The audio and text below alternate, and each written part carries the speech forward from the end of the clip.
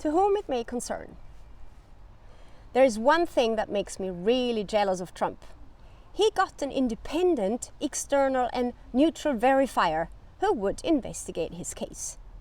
Unfortunately, I'm not a business mogul and don't have such powerful contact network as he does.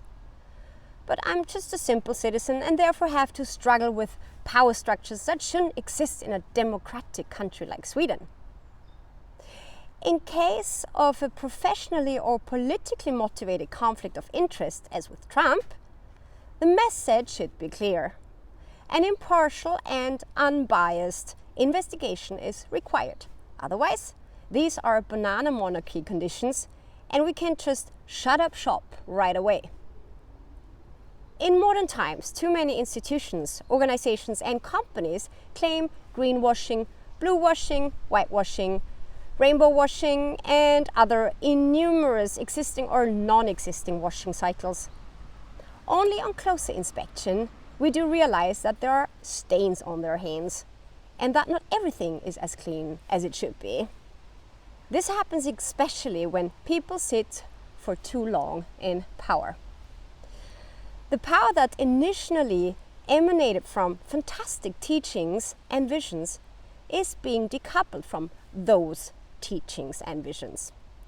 Voicing critical thoughts out loud will result in immediate eviction or expulsion. Nothing shall be questioned, criticism is considered high treason. Over time, a true culture of silence has spread and the unstoppable feeling of belonging to a take it or we will leave you system has been installed. Almost like in a sect.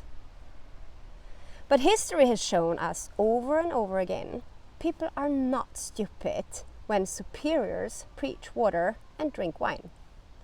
Not even now in this social media era, where a lot of us are being dragged into endless digital rabbit holes that make us become passive and uncritical zombie viewers.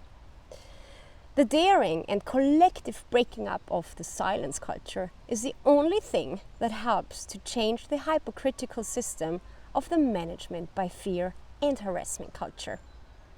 Just like in the Me Too campaign, which marked the beginning of a new generation that had had enough.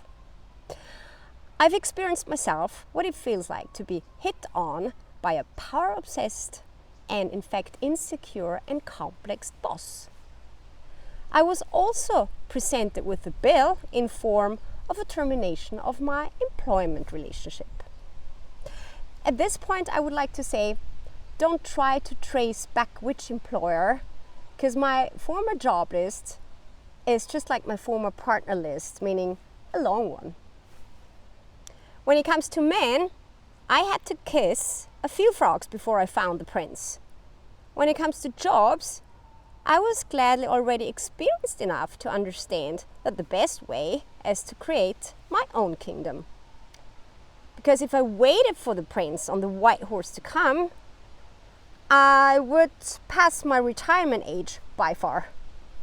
The advantage with your own realm, you will never have to be bothered again with a slimy boss frog hitting on you before you reject and throw him disgustedly against the wall.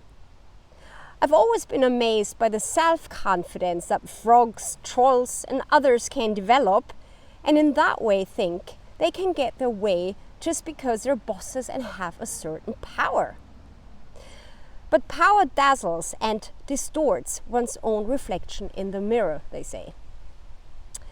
Ladies and gentlemen, Me Too was not enough.